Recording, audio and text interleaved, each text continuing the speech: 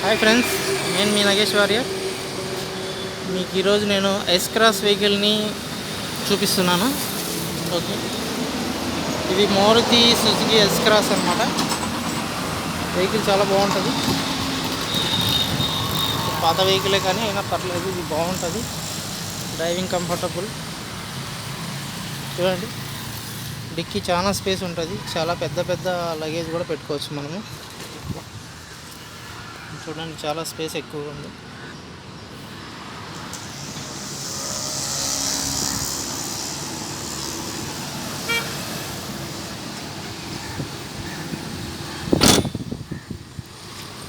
Okay, మీకు లోపల కూడా చూపిస్తాను. ఇది బ్యాక్ సీటింగ్. పర్లేదండి, చాలా కంఫర్టబుల్గానే కూర్చోవచ్చు. ఇంకా ఫ్రంట్ సీట్కి అడ్జస్ట్మెంట్ అయితే ఇంకా బాగుంటుంది. సీటింగ్ కూడా లాంగ్ జర్నీకి పర్లేదు, బాగానే ఉంటుంది. Back space with power Windows కూడా.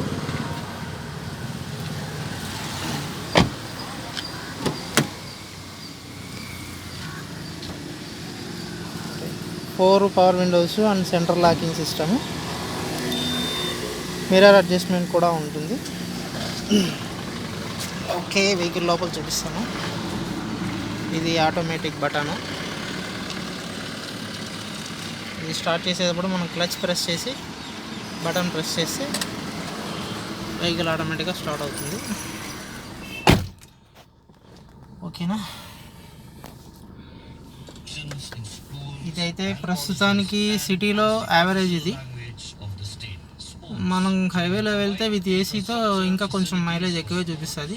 ఇది సిటీ లోపల కాబట్టి కొంచెం మైలేజ్ ఇలా చూపిస్తుంది, లేదంటే 15 వరకు చూపిస్తుంది. ఓకే, నావిగేషన్ కూడా ఉంటుంది దీంట్లో. విత్ బ్లూటూత్ ఉంది, అన్నీ ఉన్నాయి. సో ఇదైతే డిజిటల్ ఏసీ సిస్టము. ఇది ఏసీ స్విచ్ అనమాట. ఇది ఆన్. ఇందులోనే కంట్రోలింగ్ అంతా ఉంటుంది. ఇదైతే టెంపరేచర్ అడ్జస్ట్మెంట్. చూడండి, ఇప్పుడు లోలో ఉంది. లోలో అంటే ఫుల్ కూల్లో ఉందన్నమాట. ఛార్జింగ్ అవైలబుల్గా ఉంటుంది. ఓకే, గేర్ అయితే 5 గేర్స్. ఇది నార్మల్గా. Hand brake. ఫ్రంట్ కూడా బాగా స్పేస్ ఎక్కువగా ఉంటుంది. కూర్చోడానికి బాగా మంచి కంఫర్టబుల్గానే ఉంటుంది. 4 అన్ని పవర్ విండోసే అండి. బ్యాక్ సైడ్ ఫ్రంట్ మొత్తం పవర్ విండోసే.